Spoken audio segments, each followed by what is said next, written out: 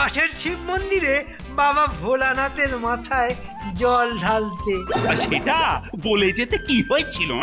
আসলে মহারাজ ব্যাপারটা হলো কি, ওই ভোর রাতে বাবাকে স্বপ্নে দেখেই বেরিয়ে পড়লাম যে। ওরে বাবা, কোথায় যাব রে? বাবা আপনাকে স্বপ্ন দিলেন? সত্যি কি ভাগ্যবান লোক আপনি। এই গোপাল,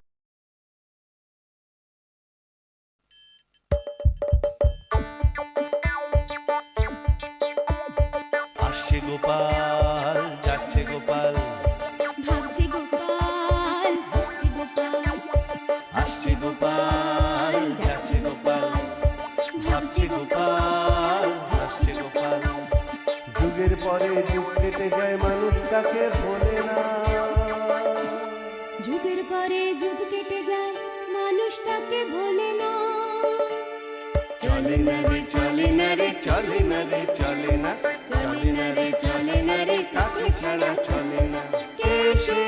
পরিচয় কি তার? হাসির রাজা, জ্ঞানের রাজা, রসিক রাজা গোপাল ভাঁড়। হাসির রাজা, জ্ঞানের রাজা, রসিক রাজা গোপাল ভাঁড়। হাসির রাজা, জ্ঞানের রাজা। বলো কি মন্ত্রী, গোপালের এতটা বার বেড়েছে? আর বলবো কি নবাব বাহাদুর, আমাদের মহারাজের প্রশ্রয় পেয়ে পেয়ে গোপালের দিমাগ এতটাই বেড়েছে যে সে এখন ধরাকে সরা জ্ঞান করতে শুরু করে দিয়েছে। আর ওর যত আক্রোশ আমার ওপর। কেন? এটা কি করে বলবো, আমি কিন্তু ওর সাথে কোনো খারাপ ব্যবহার করিনি। মহারাজের কাছে আমার নামে অকথা কুকথা লাগিয়ে লাগিয়ে এমন অবস্থা করে ছেড়েছে যে মহারাজের চোখে আমি এখন খুব খারাপ হয়ে গেছি। বটে। গোপালের কথায় নেচে মহারাজ এখন যখন তখন সকলের সামনেই আমাকে অপমান করেন, নানান শাস্তির কথা ঘোষণা করে বসেন। এ তো রীতিমতো অবিচার। অবিচার বলে অবিচার, তাই তো সঠিক বিচার পেতে আপনার কাছে ছুটে এসেছি নবাব বাহাদুর। আপনি এর একটা বিচার করুন। কি বিচার চাও তুমি? গোপালকে কারাগারে ভরে দেবো? না না, প্রথম চোটেই অতটা কড়া শাস্তি না দিলেও চলবে। ধরুন যদি সকলের সামনে 100 ঘা চাবুক খাওয়ানো যায়, তাহলে মনে হয় ওর দিমাগ একটু কমবে। ঠিক আছে, আমি নিজে একবার কৃষ্ণনগরে যাব, তারপর কি করা যায় সেটা ঠিক করব। নবাব বাহাদুরের অনেক মেহেরবানি। আমি তাহলে এখন আসি জনাব। হ্যাঁ, এসো। আর একটা অনুরোধ, আমি যে আপনার কাছে এসেছিলাম সেটা যেন মহারাজ জানতে না পারে। কাক পক্ষিতেও জানবে না, তুমি নিশ্চিন্তে থাকতে পারো।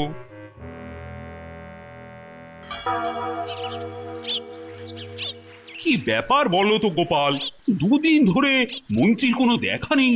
সেটাই তো ভাবছি, না বলে কয়ে পুরো 2 দিন রাজসভায় গড় হাজির।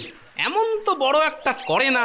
কালও যদি রাজসভায় না আসে তাহলে ওর বাড়িতে একটা খবর নিও। খবর নেবার কোনো প্রয়োজন নেই মহারাজ, আমি এসে গেছি। আমি এসে গেছি মহারাজ, কথাটা বলে আমায় কৃতার্থ করেছ। তা এই দুদিন কোথায় ঘাপটি মেরেছিলে? হ্যাঁ, এই যে এখন হাজার প্রশ্ন শুরু হবে, তবে যত প্রশ্নই করুক না কেন কিছুতেই মুর্শিদাবাদের কথা বলা যাবে না। ঘাপটি মেরে কেন থাকবো মহারাজ, আমি তো হালি শহরে গিয়েছিলাম। হঠাৎ হালি শহরে কেন?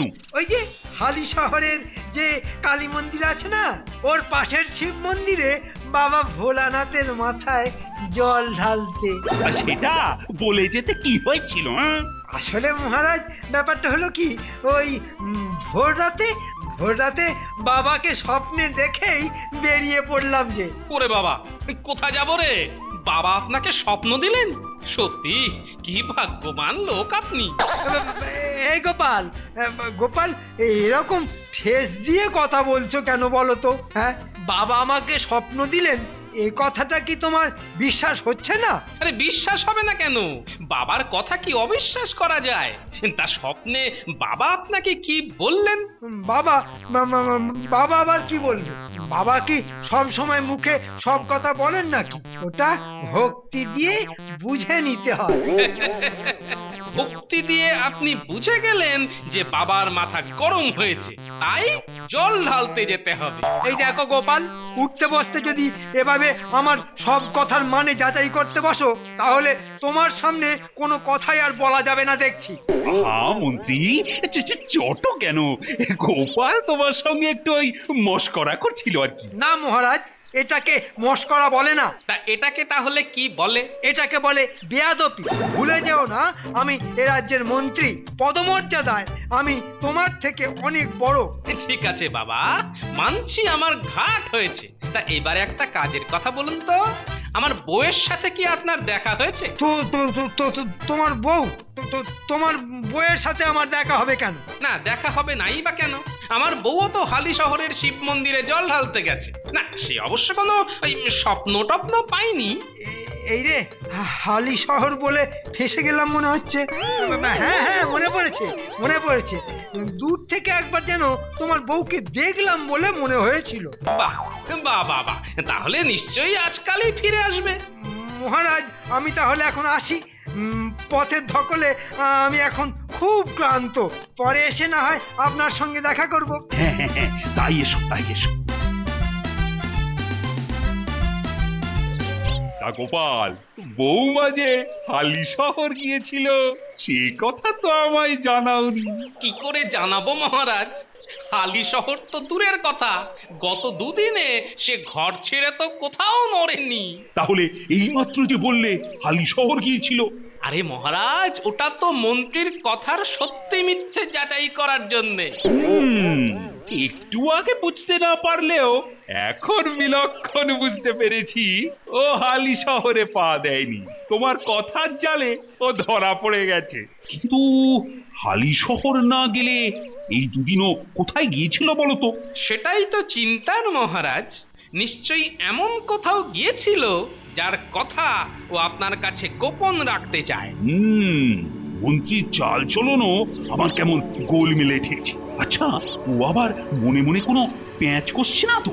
এখন অপেক্ষা করা ছাড়া আমাদের আর কিছুই করার নেই মহারাজ। তবে আপনি নিশ্চিন্ত থাকতে পারেন, ও যদি প্যাঁচ কষে তাহলে উল্টো প্যাঁচে ওর সব প্যাঁচ আমি কেটে দেব। বলো কি, মুর্শিদাবাদের নবাব তোমার সাথে দেখা করতে এই কৃষ্ণনগরে আসছেন? তাহলে আর বলছি কি, এতদিন কোনো দরকার পড়লে তিনি আমাকেই ডেকে পাঠাতেন, কিন্তু এবার তো নিজেই আসবেন বলছেন। আচ্ছা, ওনার মতলবটা কি বলো তো? সেটা এখন কি করে বলি? পত্রে লিখেছেন যে রাজ্য পরিচালনার ব্যাপারে আমার সাথে নাকি জরুরি কথা আছে। রাজ্য পরিচালনার ব্যাপার না ছাই, নিশ্চয়ই কোনো খারাপ মতলব আছে তোমার ওপর। ওর নজর তো ভালো নয়, হয়তো এটা চাই ওটা চাই বলে নতুন কোনো বায়না করে বসবেন। আরে সেই জন্যই তো গোপালকে আলাদা করে ডেকে পাঠিয়েছি। শোনো, আমি বলি কি, এবার তুমি একটু কড়া হও। বেমক্কা কিছু চেয়ে বসলে দুম করে দেব বলে ঘাড় নেড়ে দিও না। মহারাজ, আসতে পারি কি? আরে এসো এসো এসো গোপাল, এসো। মহারাজ, আমারও কেমন যেন খটোমটো লাগছে। কিরকম? মন্ত্রী মশাই যে হালি শহরে যাননি সেটা তো পরিষ্কার হয়ে গেছে। এখন পরিষ্কার হয়ে গেল সে কোথায় গিয়েছিল। কোথায় গিয়েছিল? আমার অনুমান যদি খুব একটা মিথ্যে না হয়, তাহলে হালি শহরে বাবার মাথায় জল ঢালার পরিবর্তে মন্ত্রীমশাই মুর্শিদাবাদ গিয়েছিল নবাব বাহাদুরের মাথায় আগুন জ্বালিয়ে দিতে। বলছো কি গোপাল? এ তো ভয়ানক ব্যাপার। কেন জানি না, আমার মনে হচ্ছে আপনার আমার বিরুদ্ধে নবাবকে আচ্ছা করে তাতিয়ে এসেছে। সর্বনাশ! কথাটা মন্দ বলনি। এর আগেও তো ও এমন কাজ করে হাতে নাতে ধরাও পড়েছে। না না না, নবাবকে যদি তাতিয়ে আসে তাহলে তো ওই গোয়ার গোবিন্দ মানুষটা একতরফা শুনে যা তা করতে পারে। তাহলে কি হবে? আপনারা নিশ্চিন্ত থাকুন মহারাজ, মন্ত্রী আর নবাব যদি বুনো ওল হয় তাহলে আমিও হচ্ছি বাঘা তেঁতুল। আসতে দিন নবাবকে, দেখুন বেটার ছেলে কি বলে। তা নবাব যখন আসছেন তার আপ্যায়নের ব্যবস্থা করতে হবে তো। অবশ্যই অবশ্যই, যত্ন আত্মি কোনো ত্রুটি রাখলে চলবে না। হ্যাঁ, কবে আসছেন সেটা কি জানিয়েছেন? আগামী পরশু। আরো জানিয়েছেন কৃষ্ণনগরে থাকবেন মাত্র একদিন। তাহলে তো হাতে আর সময় নেই। তা তো নেই, কালই রাজসভায় গিয়ে সকলকে জানিয়ে দিতে হবে। হ্যাঁ, জানিয়ে দিন মহারাজ।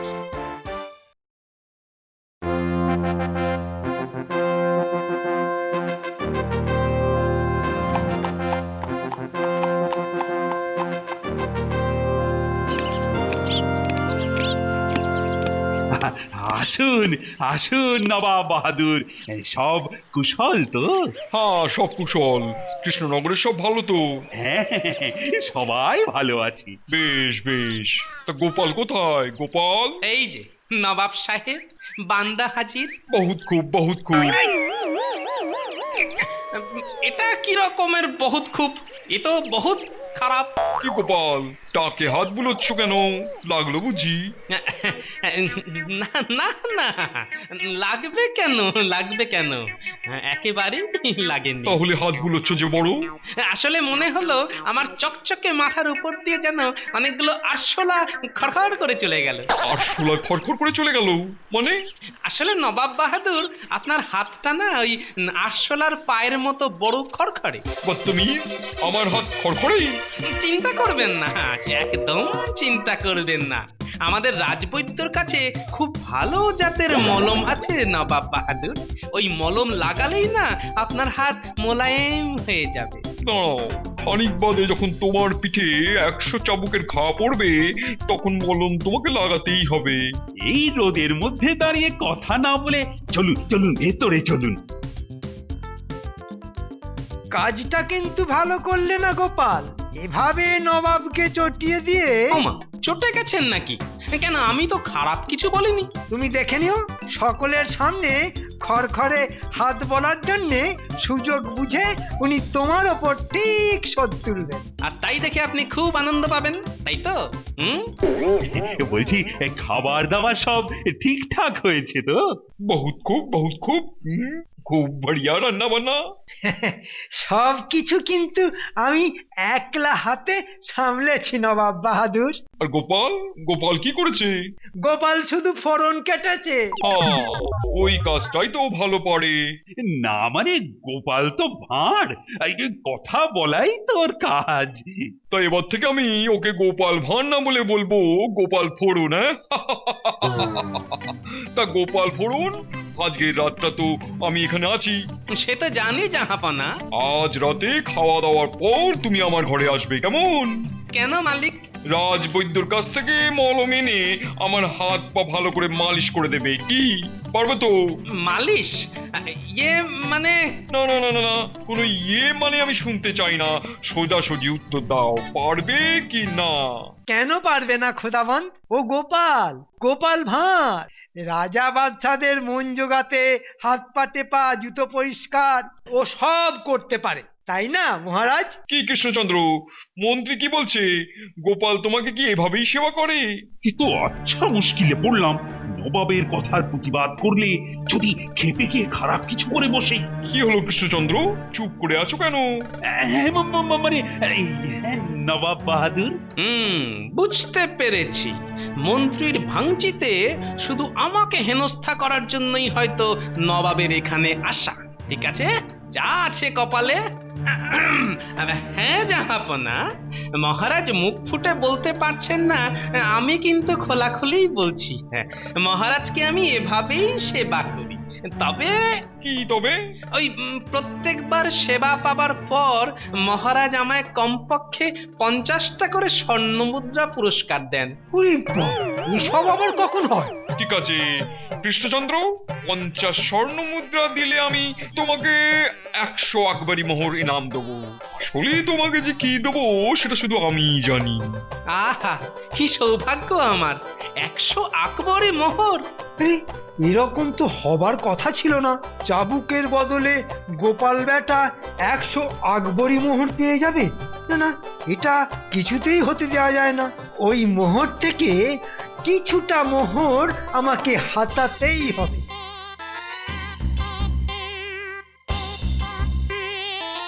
নবাব কি শুধু আমাকেই জব্দ করতে এখানে এসেছে? হ্যাঁ, তা নয় তো কি। না হলে ঘোড়ার গাড়ি থেকে নেমেই সকলের সামনে আমার মাথায় এমন 82 শিক্ষার চাঁটি কষাতো না।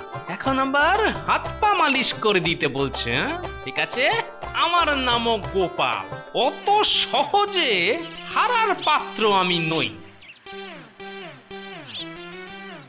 কি ব্যাপার গোপাল, তুমি নাকি 100 আকবরী মোহরের লোভে নবাবের হাত পা টিপতে রাজি হয়ে গেছো? তা একথা আপনাকে কে বলল?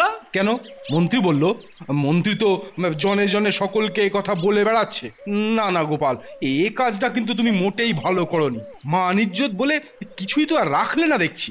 এই মেলা জ্ঞান দেবেন না তো। রাজি না হয়ে কি করতাম? রাজি না হলে তো খেপে গিয়ে ওই নবাব মহারাজকেই শাস্তি দিয়ে বসতো।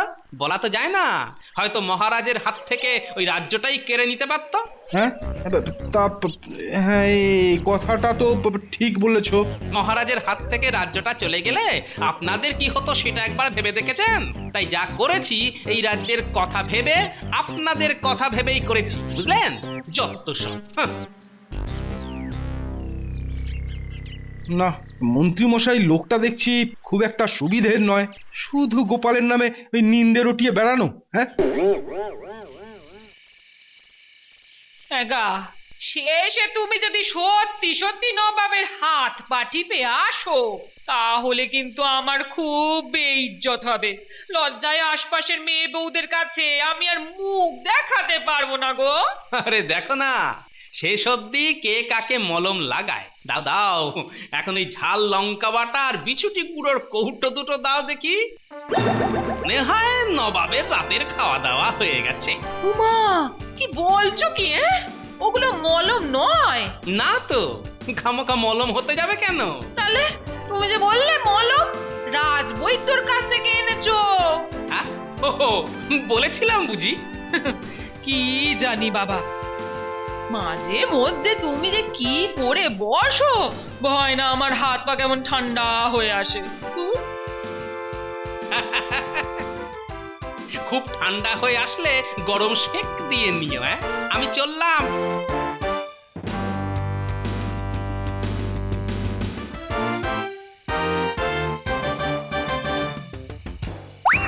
এত রাতে রাজপ্রাসাদের ভেতরে তুমি যেতে পারবে না গোপাল? কেন যেতে পারবো না কেন? আপনার কথায় নাকি? অবশ্যই, কেননা নবাব বাহাদুরের নিরাপত্তার দায়িত্ব মহারাজ আমাকেই দিয়েছেন, আর সেই নিরাপত্তার কারণেই এত রাতে আমি তোমায় রাজপ্রাসাদে ঢুকতে দিতে পারি না। কিন্তু আপনি তো জানেন রাতে তার হাতে পায়ে আমাকেই মলম ঘষে দিতে হবে। জানি তো, আর মলম ঘষে 1000 আকবরী মোহর পাবে সেটাও তো নিজের কানে শুনেছি। না না গোপাল, আমি তোমায় ভেতরে যেতে দিতে পারি না। ও আচ্ছা, কি করলে পারেন?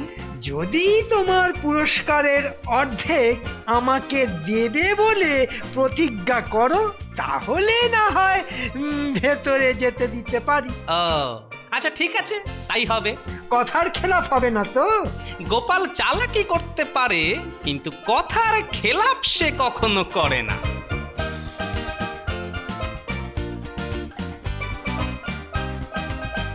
ভেতরে যেতে পারবে না। কেন উজির সাহেব? আমায় ফাঁকি দিয়ে পুরস্কার নেবে, এটা তো হতে পারে না। ও, কিন্তু আমি তো নবাব বাহাদুরের আদেশেই তার হাতে পায়ে মলম ঘষে দিতে এলাম। মলম ঘষে দিলে ইনাম পাবে। হ্যাঁ, ওই 100 মতো আকবরী মোহর। ঠিক আছে, ওর থেকে যদি অর্ধেক আমাকে দিতে রাজি থাকো, তাহলে ভেতরে যেতে দিতে পারি। আচ্ছা, ঠিক আছে, তাই হবে। নবাব বাহাদুর। ও গোপাল ফোড়ন, এসে গেছো? বহুত খুব। নাও, প্রথমে পায়ে মলম ঘষে দাও। প্রথমে বিছুটি গুঁড়ো।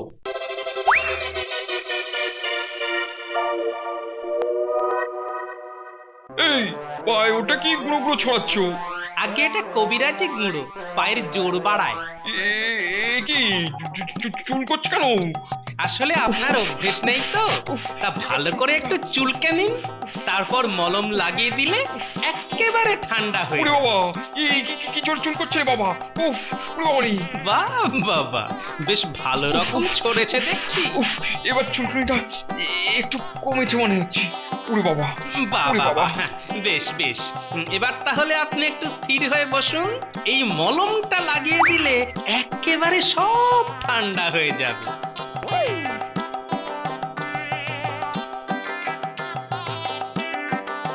ইয়া আল্লাহ, এ তো জ্বলছে কেন?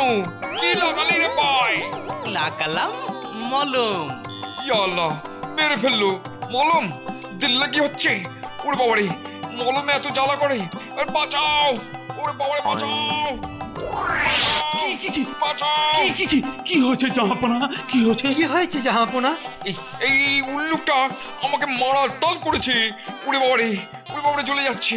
কোথায় কোথায় আগুন? কি জ্বলছে? পেল্লিক, আগুন নয়, আমার পা জ্বলছে। গোপাল কিছু একটা লাগিয়ে আমার পায়ে জ্বালা ধরে দিয়েছে। ইয়া আল্লাহ, কি জ্বলুনি রে! এই, কে আছিস? জল নিয়ে আয়। আরে নবাবের পায়ে ঢাল।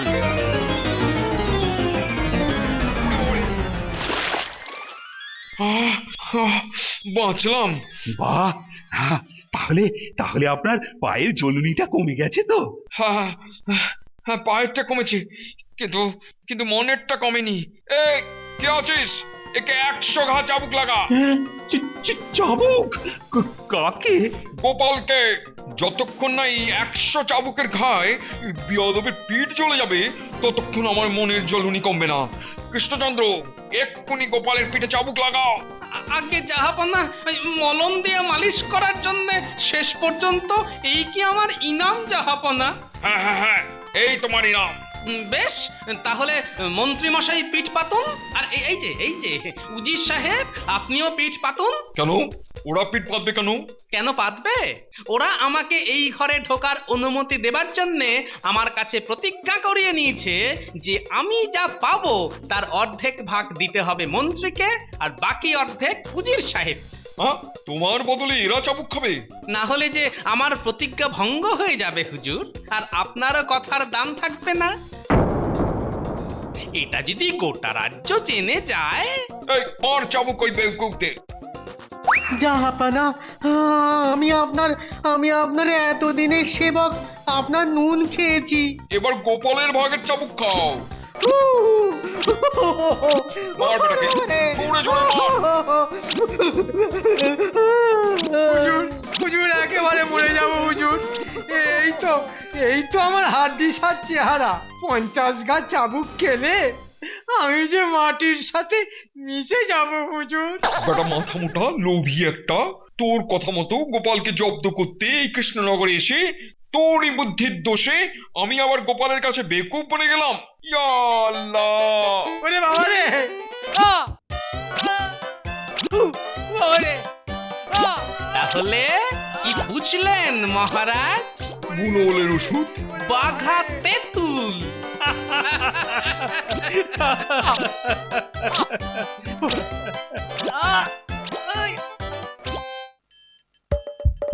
আসছে গোপাল, যাচ্ছে গোপাল, ভাবছে গোপাল, হাসছে গোপাল। যুগের পরে যুগ কেটে যায়, মানুষ তাকে ভোলে না। যুগের পরে যুগ কেটে যায়, মানুষ তাকে ভোলে না। চলে না রে, চলে না রে, চলে না রে, চলে না, চলে না রে, চলে না রে, কাকে ছাড়া চলে না। কে সে? পরিচয় কি তার? হাসির রাজা, জ্ঞানের রাজা, রসিক রাজা গোপাল ভাঁড়। হাসির রাজা, জ্ঞানের রাজা, রসিক